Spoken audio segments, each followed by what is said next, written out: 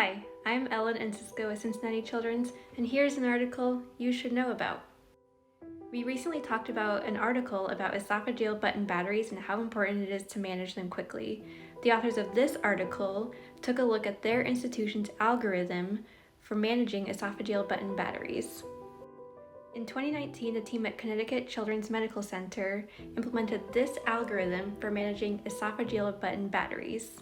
It includes activating the critical airway response team. They took a look at patients presenting with esophageal button batteries before algorithm implementation between 2015 and 2019, and patients presenting after algorithm implementation between 2019 and 2022.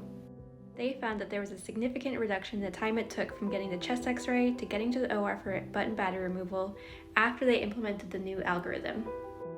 Based on this data, it looks like the implementation of this algorithm helped the kids get the care they needed faster.